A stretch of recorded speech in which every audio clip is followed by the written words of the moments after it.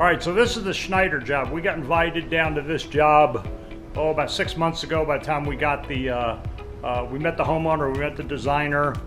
They're up in Portland, by the way, so we do a lot of the updates with Zoom, FaceTime calls. My subcontractors will have a question, we'll go back and forth with her.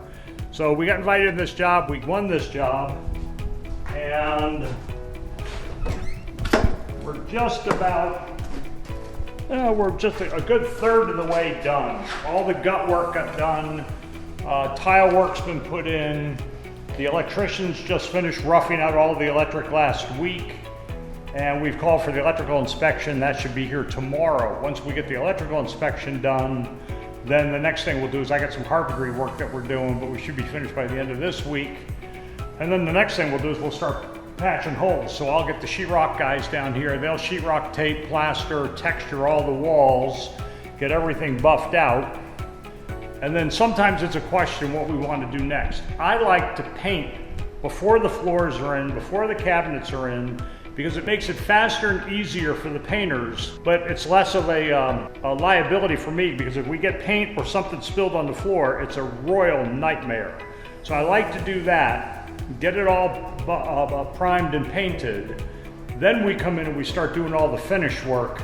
And then typically what I'll do is I'll have the painters come back and do all the touch-up. Like the baseboards, they'll do last. Someone knocks a wall or something, and we'll get them to come back and paint and get them in here last. So we're pretty far along with this job. It's coming along great.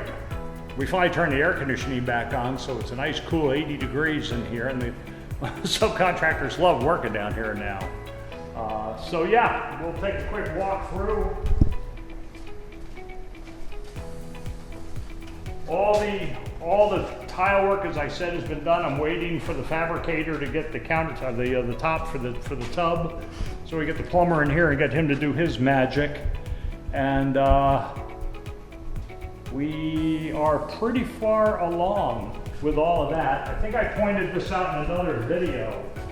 You know, a lot of times when we talk about surprises in houses, I say to people all the time, it's what's behind the walls. And when we opened up this old fireplace, the homeowner wanted the fireplace to go away.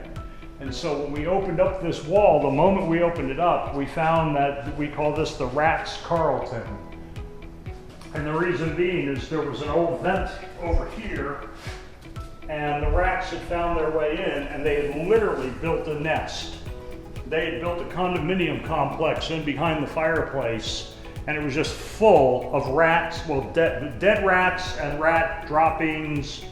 And so we've sprayed with bleach and cleaned it. We have a professional cleaning company coming in to clean it, and then we'll have to put it all back together. But they also chewed through, what people need to understand is they chewed through one of the wires, and that creates a fire hazard. We found another one up in the attic, and so the electricians had to go through and look around and touch up any wires that have been chewed by the rats. And this isn't unique to this house. If you live in Arizona, 70% you've got rats somewhere in that house. It's a pretty good bet, especially in the older houses.